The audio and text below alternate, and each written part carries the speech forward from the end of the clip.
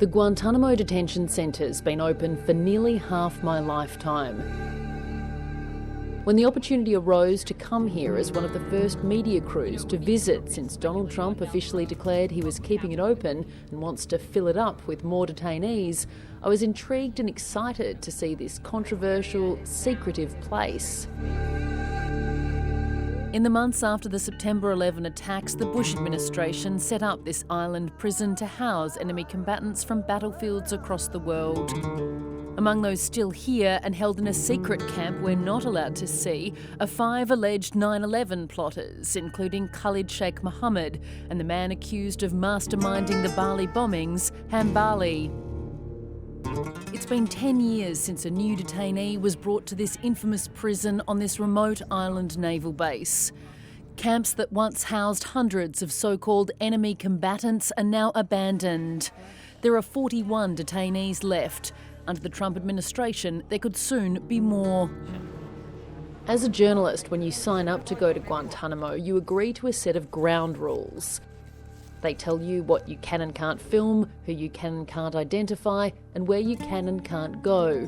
There's going to be no cell phones, no recording devices that are not cleared through the PAO, no smartphones. The first surprise was the size. The US naval base that houses the prison sits on the southern tip of Cuba. The detention centre takes up only a tiny part of it. The base itself is windy, yet surprisingly beautiful. Waves wash up on clean, rocky beaches.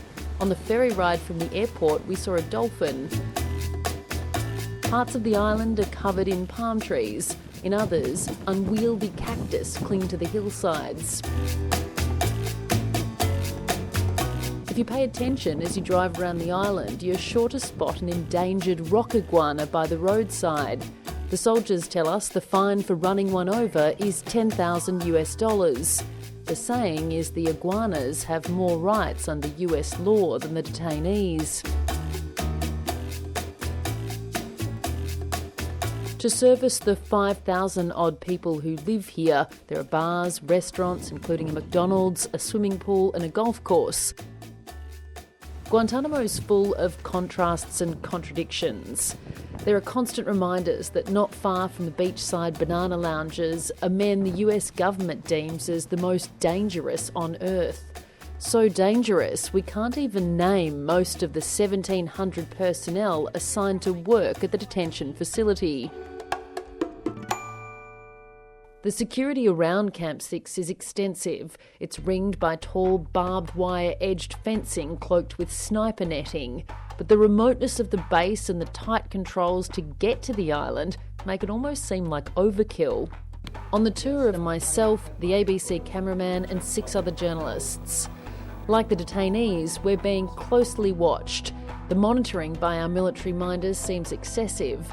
At one point, I count at least 20 following us. As only one of the 20 is allowed to have her face filmed, trying to get shots without one of them wandering through the frame is difficult and pretty frustrating. We spend 15 minutes seeing where the detainees' food is prepared. When it comes to seeing the detainees themselves, we're told we have 15 minutes. After 5 minutes looking at them through one-way glass, we're told to wrap up.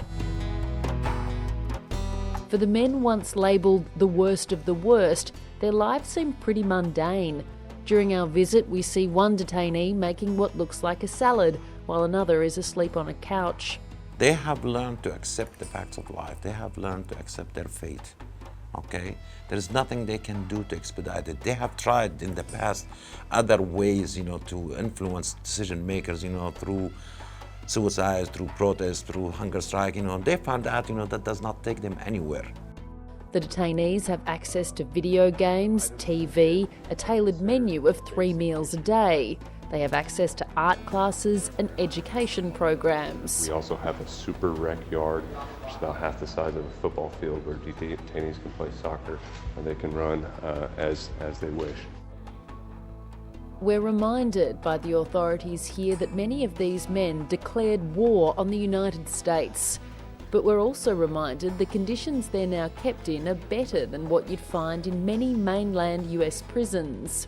The cells that we have here in Camp 6 are larger than the American Correctional Association standards and the U.S. detention barracks at Fort Leavenworth. In some ways, what's interesting about the tour is not what's on it, but what's not. The secretive Camp 7, where so-called high-value detainees are held, like the alleged 9/11 plotters, is classified and has always been off-limit to journalists. When we ask about it, we get answers like this one. So in Camps 5 and 6, we have more than half of the detainee population, and we don't discuss operations at Camp 7. Our minders refuse to talk in detail about the force feeding that goes on if detainees go on hunger strikes. They won't give us any information about the health of the detainee population, they say due to privacy. What we are told is detainees' medical care is on par with what the soldiers receive. We're not allowed to see the detainees at prayer time or in the exercise yard. The cost and energy it takes to maintain this facility is huge. 1,700 personnel to look after just 41 detainees. It's estimated it costs about $10 million per prisoner per year. I ask another reporter on the tour, Carol Rosenberg, a tireless Miami Herald journalist who's been covering Guantanamo since it opened, what she thinks has changed here since Donald Trump took office. It almost felt like they were trying to do the Make Guantanamo Great Again tour.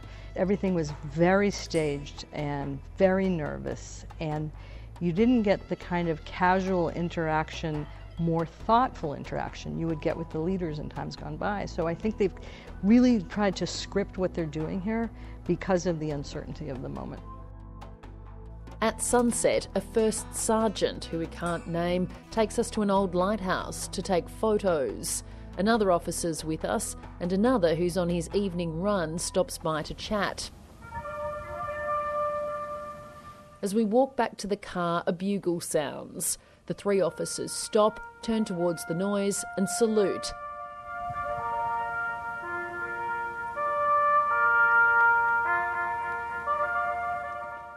Somewhere across the hills, elsewhere on the Navy base, the American flag is being lowered, and these soldiers have to salute in its direction. In the car on the way back, a Colombian journalist remarks to the first sergeant that what we just witnessed is very similar to the Muslim call to prayer, where the devout turn towards Mecca and bow. After a long pause, the first sergeant replies, "If you say so."